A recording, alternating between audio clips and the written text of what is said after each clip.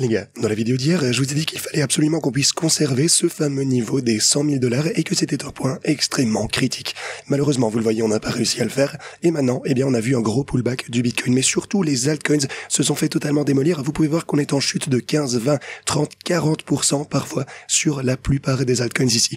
Alors la question que je reçois actuellement, c'est surtout, est-ce que c'est la fin? Est-ce que c'était le sommet du marché haussier? Est-ce que maintenant on entre dans un bear market? Est-ce qu'on va continuer à voir les altcoins chuter de parfois 10, 15% tous les jours? Eh bien aujourd'hui, c'est exactement de ceci dont on va discuter. Il faut que je vous montre ce que j'entreprends personnellement. On va discuter de ce que j'imagine qui pourrait se passer par la suite. J'ai d'ailleurs un graphique super important à vous partager également prochainement. Alors bien entendu, on a aussi de grosses mises à jour avec les stratégies de trading. Assurez-vous de rester du début jusqu'à la fin de cette vidéo pour toutes les infos. Alors bienvenue à tous, je m'appelle Maxime et je vous apporte chaque jour des nouvelles vidéos en français sur les crypto-monnaies en vous apprenant comment vous faire de l'argent sur ce marché. Encore une fois, je suis vraiment très malade, j'essaye de vous apporter du contenu tous les jours. Donc restez accrochés, restez avec moi s'il vous plaît et désolé pour la voix. Alors, comme toujours, on va commencer droit au but sur l'intervalle journalier. Eh bien, comme vous le savez, je vous ai dit qu'au début de la semaine, la dernière partie de cette semaine allait être extrêmement critique. Et je vous ai dit qu'on avait encore 72 heures pour se préparer. Et puis, il y a 2 jours, je vous ai dit que dans les prochaines 24 heures, on risquait de voir un gros mouvement pour le Bitcoin. Maintenant, ce mouvement en particulier, si vous n'avez pas regardé ma vidéo d'hier, eh bien, c'était surtout lié à la Fed. Alors, la Fed est venue surtout il y a 2 jours. Eh bien, en fait, surtout, elle n'est pas venue avec de très bonnes nouvelles pour le marché. Vous pouvez voir qu'on a eu un pattern donc de descendre à partir de ce pattern ici, non seulement à partir de la ligne orange, mais aussi ce canal rouge en pente descendante ici. Donc, les 2 lignes rouges que vous avez de ce côté, le canal en pente ascendante sur l'intervalle journalier. Alors maintenant, les gens me demandent, est-ce que c'est la fin du marché haussier? Eh bien, avant que je ne réponde à cette question, j'aimerais juste vous dire que les altcoins sont dans le rouge. Je sais que beaucoup de nouveaux venus dans la crypto, eh bien, encore une fois, c'est facile de vous dire, oui, alors on va avoir des pullbacks, mais une fois que vous avez réellement les moins 30, moins 40% qui arrivent pour une crypto qui se produisent vraiment, surtout presque de tous les côtés, en fait, bon, la plupart de ces cryptos sont en chute, allez, c'est moins dramatique, je dirais, moins 10, moins 15% peut-être, comme je vous le disais, mais certaines cryptos, eh bien, ont également vu des chutes absolument vertigineuses. Et bien sûr, c'est jamais amusant. En fait, de nombreux meme coins, surtout qui ont vu d'énormes poussées plus tôt durant l'été, eh bien, sont maintenant en chute de, allez, 70, 80, 90% même, ce qui est juste absolument incroyable. Mais voilà, c'est à ça que ça ressemble, c'est la crypto les gars. Alors je sais que beaucoup de youtubeurs, peut-être beaucoup de personnes sur Twitter vont vous dire « Oh, eh bien si vous ne pouvez même pas accepter une chute de 15% pour le Bitcoin, si vous ne pouvez même pas accepter une chute de 30% pour les altcoins, eh bien je vous comprends, moi aussi ça me fait pas plaisir, ne vous y méprenez pas. Si vous vous êtes fait liquider, je comprends qu'il est facile de se laisser prendre, eh bien, dans le récit selon lequel vous avez l'impression que tout ne fait que monter, surtout dans des périodes aussi euphoriques comme on l'a vu depuis quelques mois, surtout pour les personnes qui n'ont jamais vu ces pullbacks aussi impressionnants auparavant. Je suis dans la crypto depuis près de 10 ans, j'ai vécu ces moments-là des dizaines de fois, je suis préparé à les affronter, j'ai l'habitude. Bien sûr, c'est aussi pour ça que je vous dis que à chaque fois, il faut faire extrêmement attention avec l'effet de levier, ne pas se faire liquider, et aussi, si vous utilisez les stratégies de trading, assurez-vous d'ajouter une marge suffisante pour ne pas vous faire liquider. Et aussi, si vous ne croyez pas qu'on est dans un marché haussier, alors ne prenez pas des positions longues sur ces actifs. Si vous pensez qu'on est dans un marché baissier, alors, eh bien, vous pouvez simplement, eh bien, vous asseoir avec votre argent que vous avez mis de côté. Vous pouvez vous asseoir sur vos stablecoins et racheter en attendant d'atteindre un prix plus bas. Quant à moi, je vais toujours dire la même chose que ce que je vous dis toujours. Je pense toujours qu'on est dans un marché haussier. Ça ne change rien. Même si, oui, techniquement, si vous regardez ça, eh bien, oui, hier, on a une rupture par rapport à ce pattern. Je vous ai dit hier que si jamais on perdait ce support, alors je m'attendais à revisiter les 95 000 $. Maintenant, la différence ici, c'est que non seulement on a dépassé cette ligne orange, mais on a également dépassé eh bien, ce canal en pente descendante juste ici. Alors, ceci signifie que la dynamique haussière au court terme pour le Bitcoin a fait son chemin et maintenant, eh bien, on entre dans une nouvelle phase. Je pense que quelque chose vient de changer ici. Comment va se dérouler cette phase? Eh bien, à mon avis, on risque potentiellement déjà de rebondir à partir de ce niveau pendant un petit moment, peut-être avoir plus de hausse d'ici quelques semaines, quelques mois, ça c'est un scénario. Alors est-ce qu'on risque de chuter à partir de ce point au 95? Eh bien, si jamais c'était le cas, je pense que les 81 000 $, ce serait le prochain point de support logique, d'autant plus qu'on a maintenant percé cette tendance à la hausse ici. Attention, Je ne dis pas nécessairement qu'on va redescendre jusqu'aux 82 000 $, je dis juste qu'il faut s'y préparer. C'est une possibilité. Et c'est ce genre de truc qui se passe même dans les marchés haussiers. D'ailleurs, on a toujours ces pullbacks. Alors, même si c'est super nul, si vous êtes fait liquider ici, vous avez peut-être été piégé par la dynamique haussière, vous êtes laissé emporter par le sentiment que tout allait augmenter chaque jour et qu'on n'aurait plus jamais ce genre de pullback ici absolument monstrueux. C'est facile. Même si vous entendez ce genre de truc tout le temps, même de ma part, de la part d'autres personnes, il faut voir pour le croire, j'en suis conscient. Vous aurez toujours ce genre de replis qui se produiront, ils vous surprendront, mais le plus important, c'est d'en tirer des leçons. J'ai déjà vécu tout ce genre de trucs, même, récemment. Je trade depuis de nombreuses années, comme vous le savez, même dernièrement, j'ai cet avertissement ici, ma plus grosse erreur qui m'a coûté 45 000 $ ici, regardez-la. Juste apprenez de mes erreurs. On aura toujours ce genre de pullback. Je reviens de temps en temps à cette vidéo et je vous dis à chaque fois de la regarder pour que vous soyez préparés pour la prochaine fois, pour ne pas faire la même erreur que moi, pour que vous soyez préparés pour le prochain pullback et pour vous montrer comment, j'ai pu gérer, comment j'ai pu rebondir après avoir perdu une énorme position. Alors si vous souhaitez voir ceci, assurez-vous de vous rendre en description de cette vidéo, vous avez ce document juste ici, et ensuite, vous rendez simplement sur cette page comme je vous l'ai montré, vous cliquez juste ici, ou même vous pouvez revenir ici en arrière. Voilà. Quoi qu'il en soit, si on fait un petit zoom arrière, la dynamique au court terme est terminée. Pour le moment, il faut l'accepter. La dynamique au court terme très haussière a joué son rôle. On va maintenant voir comment on va pouvoir se consolider et quel sera le prochain mouvement majeur. Si on fait un petit zoom arrière ici sur l'intervalle journalier, vous pouvez voir que sur le daily, encore une fois, on est toujours à l'intérieur d'un canal. Ok, ça c'est la formation que j'avais tracée précédemment. Alors si vous la tracez à partir des mèches, alors ça ressemble plutôt à quelque chose comme ceci. Mais je pense toujours que ça c'est la formation la plus valable. Ok, donc évidemment, pour moi, on a une rupture à partir de ceci actuellement, ça fait pas plaisir. Mais ce que je voulais vous montrer ici, c'est qu'on a toujours, même si on est à l'intérieur de ce canal, on a toujours un pattern de créer, des creux de plus en plus élevés et aussi un pattern de créer des sommets plus élevés. Si vous faites un zoom arrière encore plus, on est toujours dans une dynamique haussière ici. Alors oui, ça devient un peu bancal, mais c'est toujours le cas. Et en fait, on n'a toujours pas chuté. Attendez, si je prends l'intervalle hebdo, ce sera plus parlant. Voilà, laissez-moi prendre l'hebdo ici. Vous pouvez voir qu'on a ça de ce côté. On n'a toujours pas vraiment retesté les sommets précédents ici. Donc, de notre percée précédente, on a dépassé les 70 000 $ et techniquement, on pourrait encore venir retester ce genre de niveau et on est toujours dans un marché haussier. Donc, je ne suis pas du tout inquiet pour ce pullback. J'étais préparé à ceci. J'étais préparé à ça. En fait, d'ailleurs, on a également reçu quelques avertissements différents des anciens altcoins précédemment, selon lesquels on pourrait voir quelque chose comme ceci se produire. Alors, finalement, on savait que ça pouvait arriver, que ce n'était qu'une question de temps. Et vraiment, si vous dézoomez ici, alors, on a toujours l'air dans une dynamique vraiment haussière. On a toujours des chandelles vraiment incroyables à la hausse ici.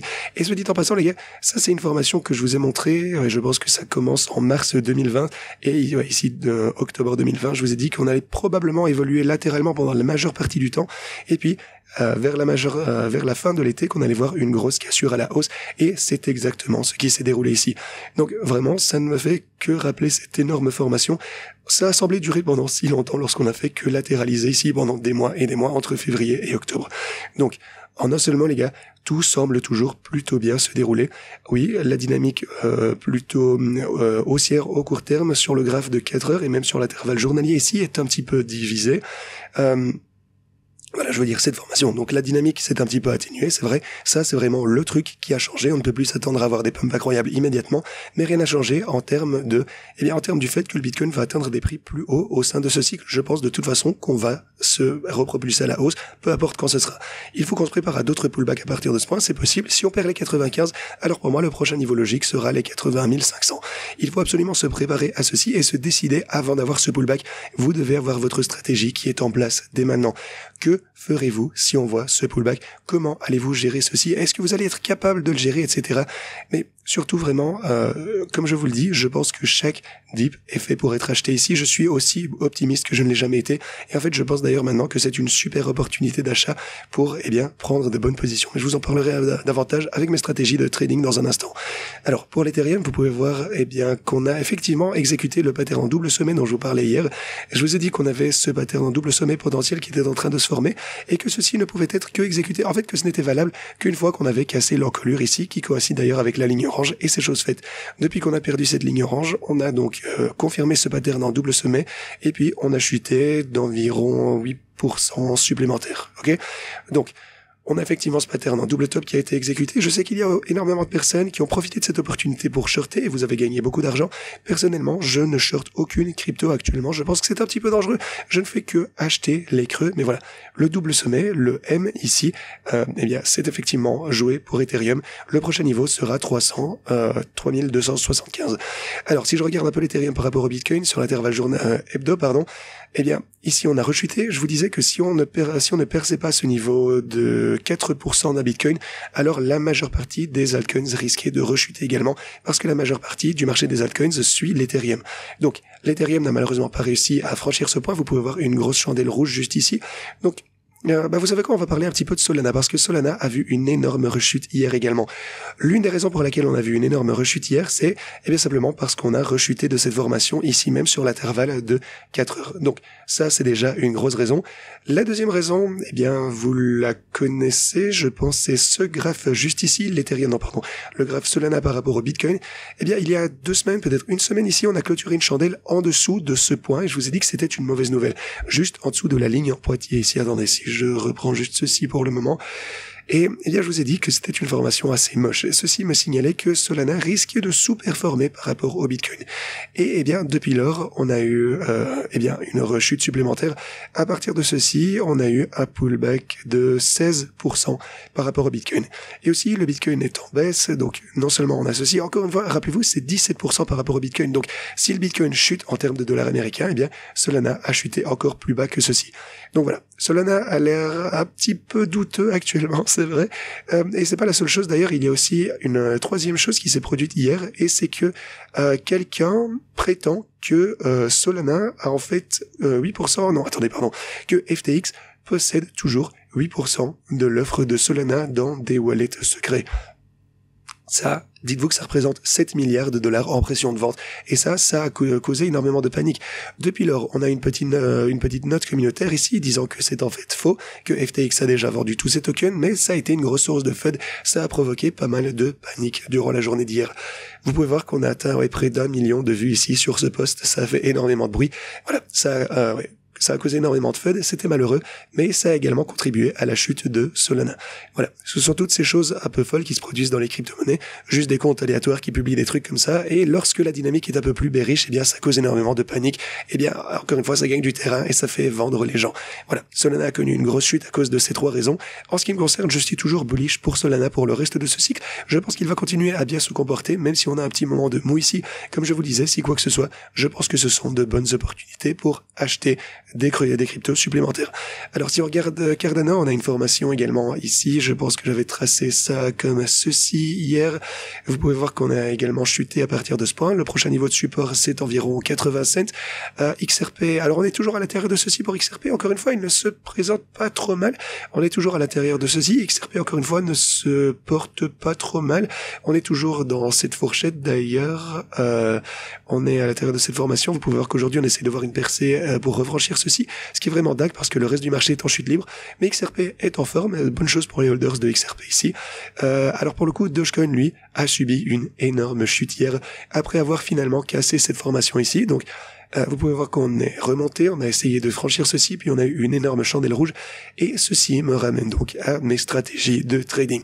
Alors, pour commencer, comme vous le savez, je vous ai dit dans la vidéo d'hier que même si on était en dessous de cette range de la fourchette pour le Dogecoin et pour beaucoup de ces autres altcoins d'ailleurs, eh bien, je ne comptais pas modifier la fourchette de ces stratégies de trading. Parce que si on devait, casser ce point ici, si on devait franchir la fourchette inférieure, je vous ai dit qu'on serait peut-être en mesure, d'obtenir du Dogecoin, du Solana ou n'importe quoi à des prix beaucoup plus bas. Je voulais juste de voir si ceci allait tenir ou pas. Ok, donc bon, ça n'a pas tenu, on a eu une grosse chute et je vous ai dit qu'on pourrait très probablement obtenir du Doge aux alentours des 30-31 cents. Alors pour le coup, Dogecoin est effectivement descendu jusqu'aux 29 cents, ce qui est juste absolument dingue. Mais non seulement ceci, mais par contre ça nous donne une bonne opportunité d'achat pour accumuler une position au long terme. Ça nous donne également une meilleure opportunité pour ajuster ici les paramètres pour les bots. Et en fait, ce que vous pouvez faire lorsque vous ajustez ceci, c'est que vous ajustez le dip également. Alors, je vais faire une vidéo dédiée à ce sujet demain, soit dit en passant. On aura un nouveau défi de 1 million de dollars ici. On va essayer, je vais vraiment essayer de sortir cette vidéo demain ou lundi peut-être. Ça va être absolument énorme. Pour tous ceux qui ont le le sentiment d'avoir raté le train lorsqu'on est passé précédemment de 4000 à 1 million de dollars, eh bien, n'hésitez pas, un nouveau défi arrive dans les prochaines 48 heures, les gars. Mais voilà. Ça va être les mêmes stratégies, les mêmes bots, encore une fois, que j'utilise depuis quelques mois ici pour, eh bien, comme je vous rappelle, Doge, Solana, Ethereum et Bitcoin. Ce sont vraiment mes 4 cryptos que je préfère pour ce cycle. Si vous avez déjà les bots ouverts, vous n'avez pas besoin de les fermer. En fait, si vous les fermez, s'ils sont en perte, eh bien, vous perdez tout simplement cet argent. Ce sera toujours le même bot pour le coup. Enfin, quoi qu'il en soit, je vais vous expliquer ceci en détail dans la vidéo de demain. Je vais pas perdre votre temps aujourd'hui. De plus, ce que je vais faire aujourd'hui, c'est que je vais prendre eh bien la journée pour éditer tous ces bots ici. Vraiment, les 180 bots que j'ai en cours d'exécution ici, ça va prendre un petit moment, donc soyez patients. Mais je vais éditer les paramètres pour chacun d'entre eux parce que forcément, beaucoup de ces positions sont maintenant en dessous de la fourchette. On pouvait s'y attendre. Vous pouvez voir que Solana est en dessous de la fourchette. On est en chute de... Oui, voilà. Je me suis fait totalement détruire ici, non seulement sur plusieurs de ces bots, mais je me suis fait également démolir sur mon portefeuille spot, ce qui signifie qu'on a énormément chuté. Mais encore une fois, je ne suis pas inquiet, j'ai été préparé à ceci, je pense juste que c'est une bonne opportunité. Mais voilà, c'est pour ça que je vais faire une vidéo demain pour vous expliquer tout ceci. Ce que je voulais vous dire cependant, c'est que il va falloir que j'édite la fourchette pour Doge, Solana et beaucoup de ces bots de trading. Et bien entendu, la position en elle-même, eh bien, est en chute de 228 000 $. C'est une perte absolument colossale ici, même pour moi, vraiment n'en doutez pas pour le bot Solana. Et c'est toujours mieux que si j'avais juste une position longue Solana pour le coup, parce que au moins l'algorithme eh bien a pu retenir 110 000 $ ici en traînant sur la grille. Donc voilà, on n'est pas en chute autant que si on avait simplement holdé une position longue pour Solana, donc ça c'est déjà une mauvaise nouvelle on va dire. Même chose pour Doge, si on était simplement en position longue, eh bien ici on est en chute de 153 000 $, maintenant on est en chute que de 115 000 $. Mais voilà, au moins on a sécurisé 40 000 ici avec l'algorithme. Mais si vous souhaitez modifier cette fourchette de prix ici, comme je vous le disais, aujourd'hui je vais prendre la journée ici pour modifier les fourchettes pour chacun de ces bots de trading ici.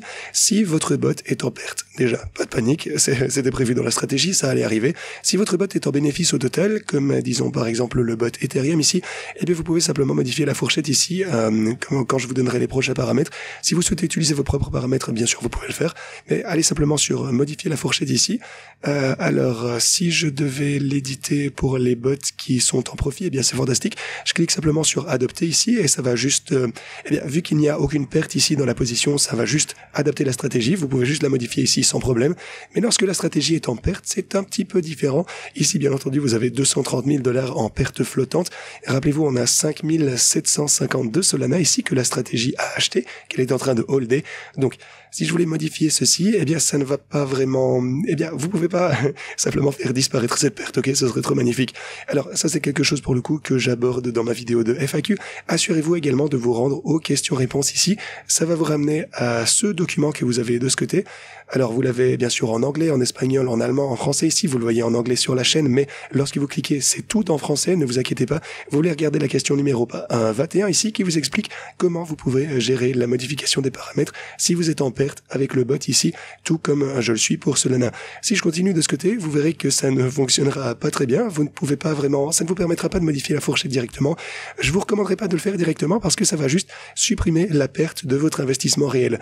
Donc sur les 150 000 $, eh bien ça vous enlèvera 80% ici parce que simplement il y a une perte à couvrir. Vous ne pouvez pas faire disparaître cette perte.